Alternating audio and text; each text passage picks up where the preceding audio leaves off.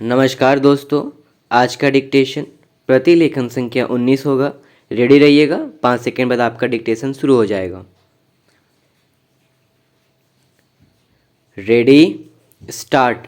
महोदय, जब तक अहिंदी भाषी हिंदी को हृदय से स्वीकार नहीं करते तब तक वह राष्ट्रभाषा का स्थान नहीं पा सकती और यह तभी हो सकता है जब वे यह समझें कि इसमें उनका भी योगदान है और उन्होंने इससे केवल लिया ही नहीं बल्कि इसे कुछ दिया भी है और उन पर कोई दूसरी भाषा लादी नहीं गई है बल्कि यह उनकी ही भाषा है।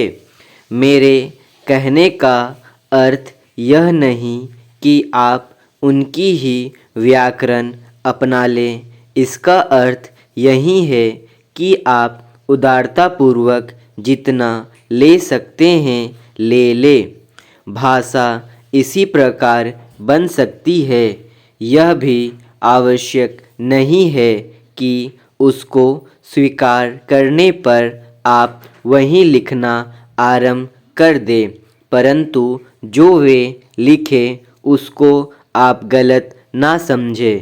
आज किसी भी भाषा का रूप वही नहीं है जो उसके प्रारंभिक काल में था, उसमें परिवर्तन होता रहता है।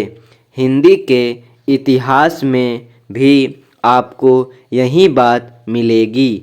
मैं हिंदी का कोई विद्वान नहीं हूँ, पर मैं अपने अनुभव से कह सकता हूँ कि उसमें भी पिछले 500-600 वर्ष में बहुत अंतर पड़ा है तथा पहले की और आज की हिंदी में काफ़ी अंतर है।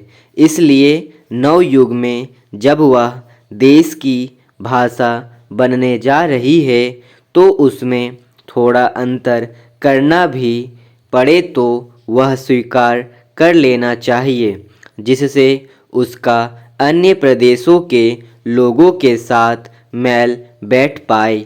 कई अहिंदी भाषी लोगों ने भी हिंदी की काफ़ी सेवा की है। आपके राज्यपाल महोदय अहिंदी भाषी है और इन्होंने अपनी भाषा की बड़ी सेवा की है।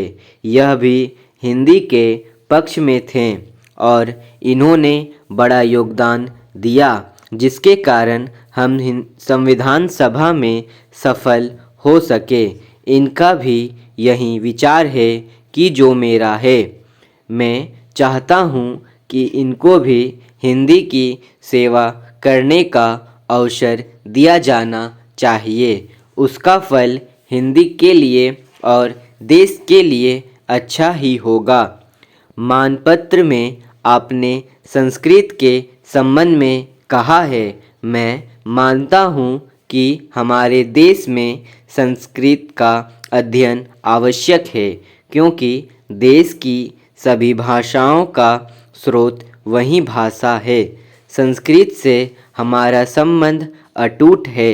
इसकी पढ़ाई लिखाई कम हो गई है। यह हमारे लिए दुख की बात है। मैं आशा करता हूँ कि इसकी उन्नति होगी। स्टॉप।